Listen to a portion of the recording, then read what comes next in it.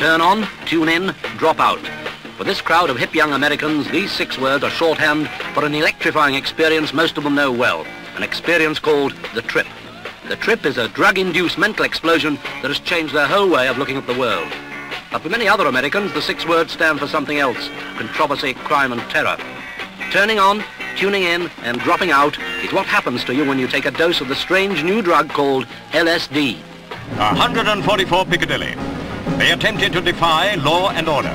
They thought they could snub the conventions of decent society when they seized the 60-room mansion and transformed it into hippie house. For a week, several hundred dropouts took up residence. They decided to stay put and meet violence with violence despite an eviction order. Fortunately, violence was kept to a minimum when they were cleared out. Dr. John, their self-styled leader, went quietly, followed by others also in a peaceable frame of mind. The public has sympathy for the genuine homeless, but not for the scroungers and hellraisers who infiltrated number 144, overshadowing the cause of the real homeless and doing them a disservice. The police did an excellent job in clearing the premises. There were 73 arrests, but the hippies weren't finished yet. They found another place to dump themselves, a converted office block newly decorated. They were there for a day and night before being quietly moved out by the police. They left behind a trail of smashed windows, wall daubings, torn carpets and destruction. The damage caused was estimated at about £2,000.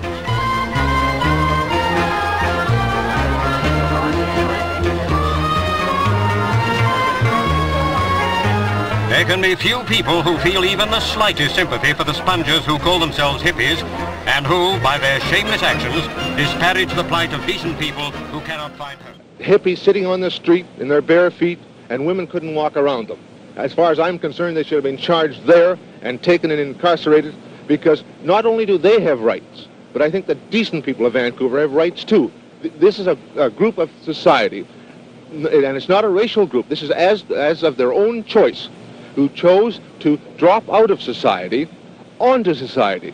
They want to contribute absolutely nothing to the welfare of the community, and yet they look to us for all the services. They expect hospital care when they take bad trips. They expect police protection when they get into trouble, and yet when the police are around, they shout fuzz. They expect the public libraries, the parks. They don't want to pay taxes. They want to take everything and give nothing. They are parasites on the community. We've got a scum community that have organized, have decided to grow long hair, have decided to pretend to be hippies. They want to take everything, give nothing.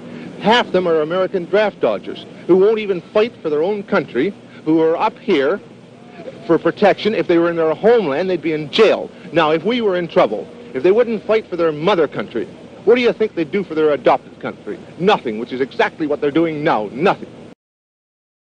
Our guest is Jerry Rubin, who has done a book called Do It. Mr. Rubin, tell me what you talk about in the book. Revolution, overthrowing the government, free sex, free dope, free TV. Do you believe in those things? I not only believe in it, do it. That's the title, do it. Want a revolution, everything can be free, so that we can free Bobby Seale.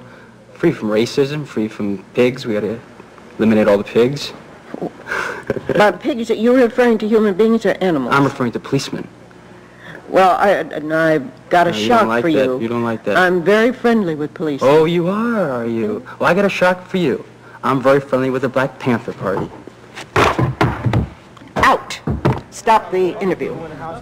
Within their communal pads, hippies form a curiously incoherent, flavourless group, as though LSD had removed positive qualities and left only a self-pitying acid mumble and a conviction the police don't love them. That's the one that got beat up. The police are the only people hippies find it hard, if not impossible, to love. They suffer a persecution complex about the fuzz, those aggressive patrols from a straight world which, hippies are convinced, is jealous of their grubby utopia. Their community spirit, strong when raising funds to attack the cops, is perhaps better seen in a group which scrounges food and money to feed free those who arrive in Panhandle Park with a bowl and an appetite.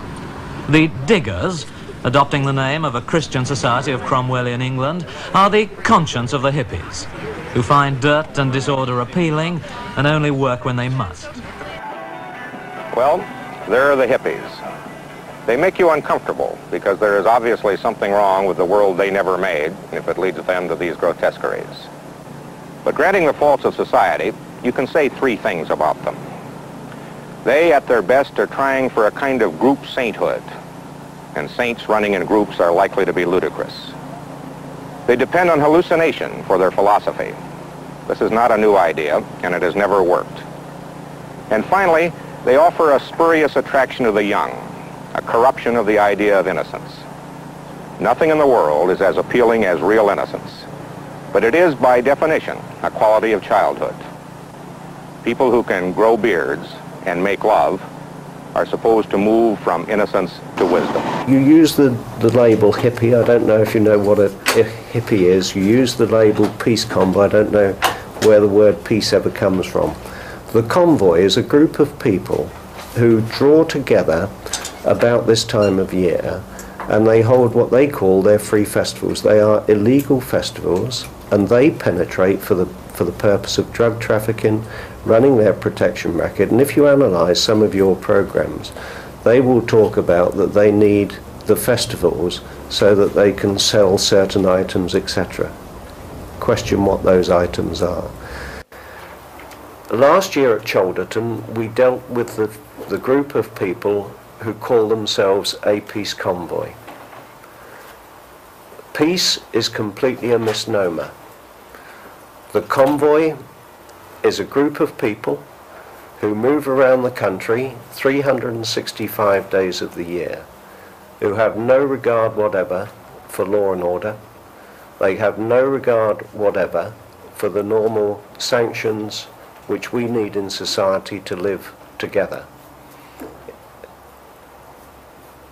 They use the festivals for their own purposes of drug trafficking, for setting up protection rackets within the site, and they are very violent people to deal with in any situation. Stonehenge in Wiltshire after violent clashes between police and a convoy of hippies. The convoy crashed through roadblocks to try to get into an illegal pop festival. The convoy of 150 trucks, coaches and caravans moved off shortly after midday to drive to Stonehenge in defiance of the law. They were 400, mostly men. On their 10-mile journey, they were observed from the air. Then the first roadblock. The holidaying public, now hopelessly caught up, turned round. The convoy came to a standstill at another block, then turned across the fields. They cut down fencing in preparation for the violent confrontation that followed, in which many arrests had been made. Windscreens were smashed and unlit petrol bombs were hurled. Police reinforcements have now been called up, but Stonehenge has remained closed to the public.